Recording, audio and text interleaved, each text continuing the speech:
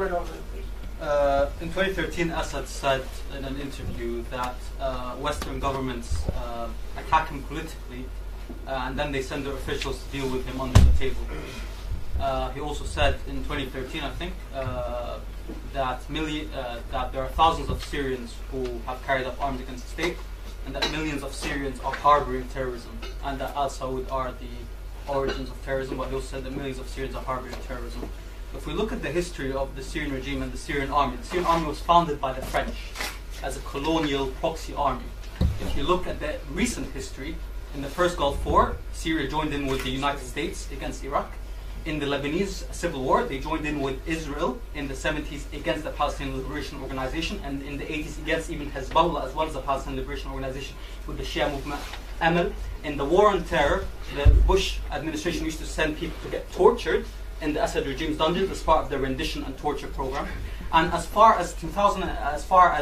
recently as 2010, the Syrian regime was almost going to complete a peace treaty with Israel, and you can see on Bashar al-Assad on YouTube saying that he is ready to recognize Israel if they return the Golan Heights.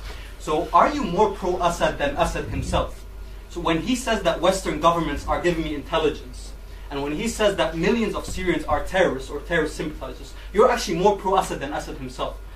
He's telling you that I'm... It's a question. It's a contribution. It's a contribution. Since 2013, the US has been sharing the skies with the Syrian Air Force. No government in the history of a civil war has used an air force inside its borders as long as the Syrian army. The last example was the fascist Franco in the Spanish Civil War. No government in the history of a civil war has used its air force for as long, and the US and Russia have shared in the skies of the Syrian regime. So the fact is, you're not anti-imperialist. If you look at Assad's allies, al-Sisi, Egyptian, I'm Egyptian. Al-Sisi is an anti-imperialist. Al-Sisi is an anti-imperialist. We know the Nigerian. Answer. She's going to answer. Is al-Sisi an anti-imperialist? Is the Iraqi government and its militias anti-imperialists who fight for Assad? The fact is, you're not anti-imperialist. You are a propagandist, pure and simple, for the Assad regime. She doesn't need to answer that. Hang on, Is al-Sisi an anti-imperialist? That's my question.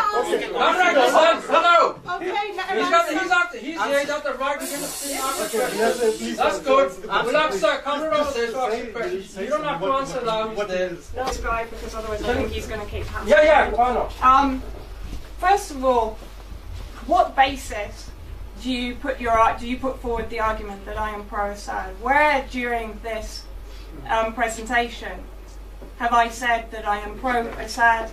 I have said that I am pro the sovereignty of Syria and the self-determination of the Syrian people.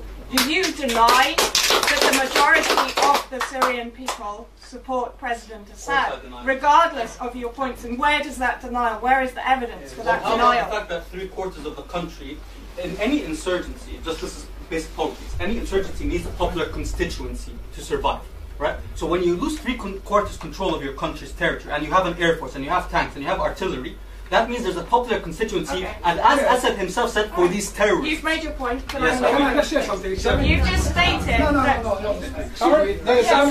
Sammy asked a question. Sorry, there's a lot of hands here, right? And if you speak more, then you're taking my right. Okay. He had the hand, she answered you. Okay, Sammy, ask a question. We want a feedback, we want to just a question and answer. Yes,